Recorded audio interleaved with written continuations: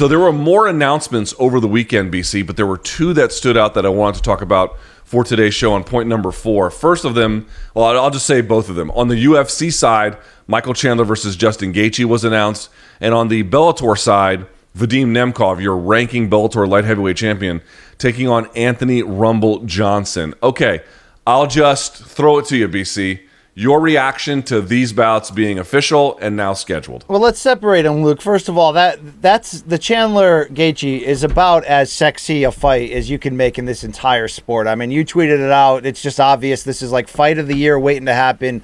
Full-on savagery, a very important fight in the lightweight standings. And the fact that they're going to put it in Madison Square Garden, as the reports look like, Luke, with that, what was the main event that they had considered Usman Covington too? Colby and Usman too, yeah. I mean, that card, which, first of all, I love, with the exception of the Cormier Derek Lewis card, which had some fights fall out last minute. We didn't end up getting Poirier and Nate like we wanted.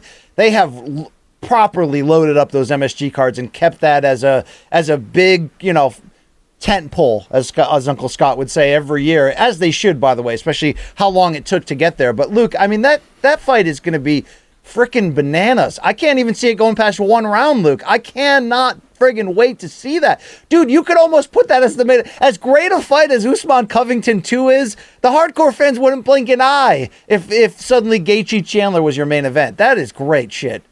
Thank you for booking that, UFC. Give me that. I mean, people were disagreeing with me. They're like, oh, that fight might last a round or go 7 minutes. I'm like, well, first of all, you would then get round of the year. Second of all, there have been many fights that were just a round or a round and a half that ended up qualifying and even winning, well, depending on who's saying it, fight of the year. Like, that's in no way disqualifying to me that it's a little bit shorter. And yes, if it goes a minute or two because someone gets viciously KO'd, maybe not in that sense. But if it ends up going a round or a round and a half, I don't know why that would make it something that wouldn't be listed, at least on the short list for fight of the year. But you're talking about, I mean, understand what this bout is between Chandler and Gaethje. You're talking about two guys who are generationally some of the most important action fighters of our time here, right? Justin Gaethje easily fits that bill. Michael Chandler does as well. And what's notable, BC, going back to our previous conversation, these were guys who were kind of orbiting on the outside of the UFC, and they're able to meet by coming together there. I think that's part of what the UFC's appeal is. It's like, if you really want to fight the best, what they're going to say is, we can bring the talent here, so come here if that's what you want to do. Something to keep in mind. But to your point, it's impossible for that one, short of injury or some kind of,